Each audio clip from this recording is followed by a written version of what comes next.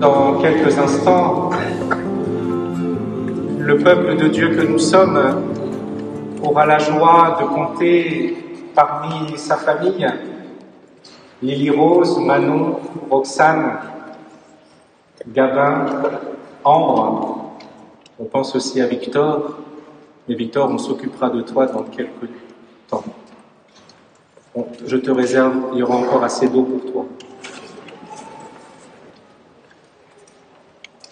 Ceci pour nous rappeler encore une fois que la fête de la Pentecôte, c'est accepter de se laisser conduire par Dieu, se laisser conduire par le Seigneur. Et on le sait, c'est une œuvre qui ne se termine jamais.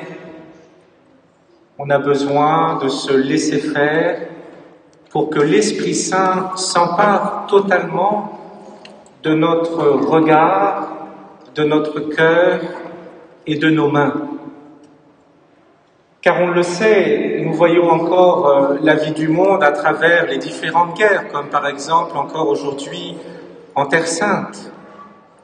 On le voit encore, la difficulté du cœur de tendre la main à ces migrants qui, entre le Maroc et l'Espagne, se trouvent en situation de précarité, de mort et de sauvetage. Combien de violences nous pouvons entendre autour de nous, relayées par tous les moyens, les réseaux sociaux, les smartphones et autres. Mais la Pentecôte nous demande de quitter un peu nos écrans pour retrouver ce qu'il y a au plus profond de notre cœur et de demander, oui Seigneur, apprends-moi aussi que dans mon cœur, mon regard et en mes mains, il y ait ton amour, qu'il n'y ait pas cette emprise de l'égoïsme dont a parlé saint Paul dans la deuxième lecture. Toutes ces œuvres qui en fait nous renferment sur nous-mêmes, qui peuvent donner l'impression d'une joie, de combler, mais tout ceci finit par passer. En revanche, une joie qui est parfaite, et une fois qu'on a posé un tel acte, nous en sommes fiers, et nous savons que c'est gravé jusque dans l'éternité. Et saint Paul nous les donne, ces fruits de l'Esprit Saint. Je vous les rappelle si vous êtes endormis pendant l'Évangile. Amour, joie, paix, patience, bonté, bienveillance, fidélité, douceur et maîtrise de soi. Avec quels fruits allons-nous regagner nos foyers? La charité? La joie peut-être si nous sommes dans des moments difficiles.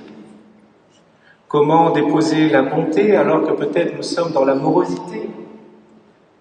La patience, peut-être parfois quand vous êtes au volant, ou quand nous sommes au volant, quand quelqu'un apparemment ne suit pas notre propre rythme. Et généralement, c'est au moment où nous sommes le plus pressés que la personne devant nous est le moins pressée du monde. Petite preuve d'impatience. La bienveillance. Comment je corrige une personne peut-être qui s'est trompée? Comment je pardonne à cette personne? Comment je la relève? Vous voyez bien aujourd'hui dans notre société, et nous y participons de temps en temps, quand quelque chose arrive sur une personne, on a plutôt tendance à lui appuyer sur la tête plutôt que de la relever. Vous allez voir, le geste du baptême, c'est tout le contraire. C'est au départ, il s'incline et après il relève la tête. Ceci pour manifester que le Christ nous relève toujours. Il n'est pas celui qui nous appuie sur la tête pour dire « Eh bien, tu es un incapable, tu es indifférent. » Mais si tu le veux, prends-moi dans ton amour et je te relèverai dans ta difficulté, dans ta tristesse, ou alors dans ton action de grâce. comme nous l'avons fait avec un moyen qui nous paraît simple et dérisoire, avec nos deux mains, qui est simplement d'acclamer le Seigneur. Nous applaudissons bien des êtres humains, des stars. Pourquoi ne pas reconnaître que c'est le Seigneur aussi, qui est le Seigneur des Seigneurs et qui nous invite à témoigner de son amour. Alors, par notre témoignage de vie, de foi, d'espérance et de charité, accompagnons nos jeunes qui vont recevoir dès maintenant le baptême, pour qu'ils soient pétris de cet amour de Dieu, et que nous le donnons aussi à Victor, qui le sera dans quelques semaines, à Priscilla, qui le sera à Pâques l'année prochaine, de leur donner ce témoignage des fruits de l'Esprit Saint. Amour, joie, paix, patience, bonté, bienveillance, fidélité, douceur et maîtrise de soi. Portons ces fruits de l'Esprit et comme le Christ nous y invite, que l'Esprit Saint allume en nous le feu de l'amour de Dieu. Frères et sœurs chrétiens, c'est la grâce que nous devons porter au cœur de l'Église et du monde, que l'amour de Dieu embrase nos cœurs pour que s'arrête l'indifférence, la haine, le calcul, mais qu'au contraire, le don de soi allume notre regard, notre cœur et nos mains.